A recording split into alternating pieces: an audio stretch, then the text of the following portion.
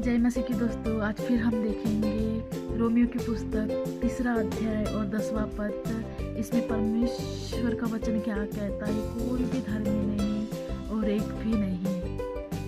जब हम इस वचन को पढ़ते हैं प्रियो, तो कई लोगों के मन में एक प्रश्न आता है, बाइबल में तो नूह, अय्यूब, दानियल, इब्राहिम जैसे लोगों को धर्मी कहा गया, फिर पौलुस क्यों कहते हैं कोई भी धर्मी नहीं, एक भी नहीं?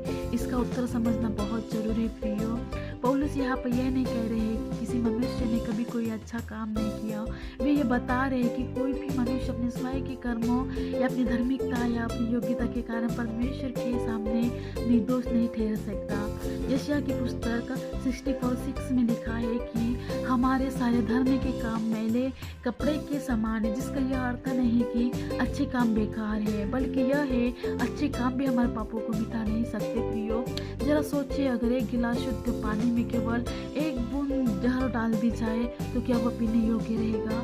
नहीं। उसी प्रकार परमेश्वर पूर्ण रीति से पवित्र है, उसकी पवित्रता के सामने एक भी पाप हमें दोषी ठहराने के लिए पर्याप्त है।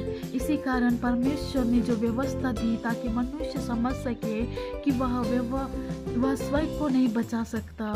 जो व्यवस्था परमेश्वर ने हमें हमारे पाप का एहसास कराती है, लेकिन हमारे पापों से छुड़ाती नहीं।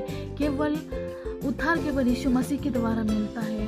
यही कारण है कि यीशु इस संसार में आए। उन्होंने वह जीवन जिया जो हम नहीं जी सके। उन्होंने वह दंड सहा जिसका हम योग्य थे, और जो कोई उन पर विश्वास करता है उसे परमेश्वर धर्मी ठहराते हैं प्रियो। इसलिए रोमियो 3:10 हमें निराश करने के लिए नहीं लिखा गया, यह हमें यह दिखाने के लिए लिखा गया है कि हमें यीशु मसीह की कितनी आवश्यकता है प्रियो। यदि हम मान ले कि हम अपने बल से धर्मी बन सकते हैं तो हमें उद्धारकर्ता की आवश्यकता महसूस नहीं होगी प्रियो।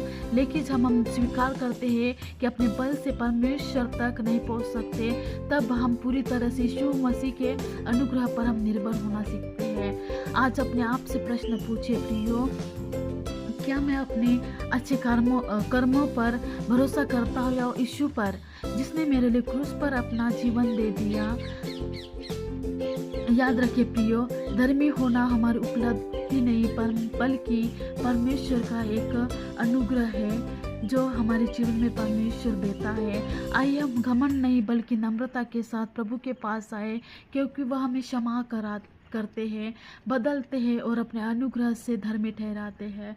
अगर ये वीडियो अच्छा लगा तो लाइक, कमेंट, शेयर जरूर कीजिए। अगर फेसबुक से देखते हैं या यूट्यूब से भी देखते हैं तो मेरे चैनल को सब्सक्राइब कीजिएगा। यूट्यूब से देखते हैं, फेसबुक से देखते हैं तो लाइक, कमेंट, शेयर जरूर कीजिएगा। परमेश्वर आप सभी को आशीष दे।